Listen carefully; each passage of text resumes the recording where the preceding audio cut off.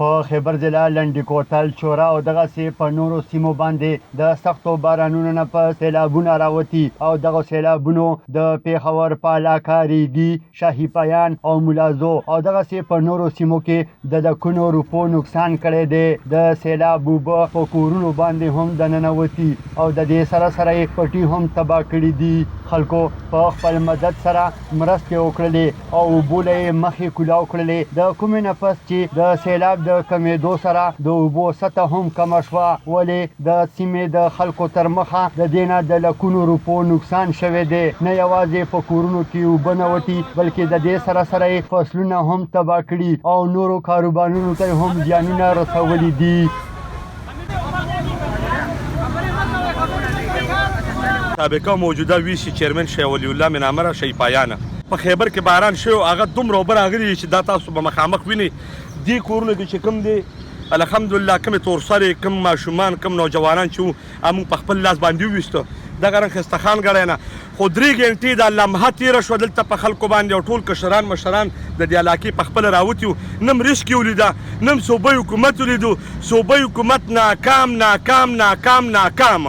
نه مرسکې ولیده یو سړی مو نه لیدو انساني همدردي دلته خپلې علاقې په وطن باندې کړې وه الحمدلله زمونږ خپله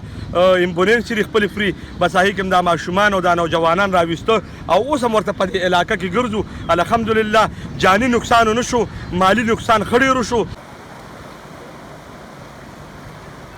ما فرید جنوم دی د دې جنوم شای پایان دی نو زنانه وتلې او نور کورونه لا لوېدلې نه دي زنانه مخکلي مخکې باران شوی ټولې بس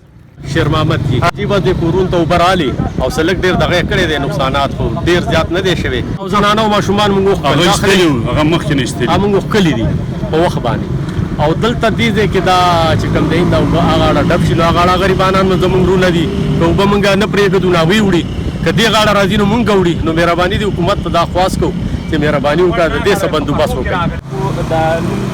باندې کور دی که نه چې هغه شي دغه کارډ یا دغه بستهداره زبانو امین الله دی نو شو چې دا دیوال ټول کرک دی بس راغورځېږي موږ ته دا سپورټونه ودرولې زیره پردې دپاره او چې دا بیا خواږه راغورځېږي مکمل او د فصلونه هم ولاړه دغه شو جواران هم کرلي ورسم کرلي ډېر فصلونه ولاړه بس دا اوبه کم از کم 10-15 جریب خو زموږ دغه شوي جواران وایو واله کورونه دا دی اوبه تو شوي ټولې دیوالونه یې کرک کټول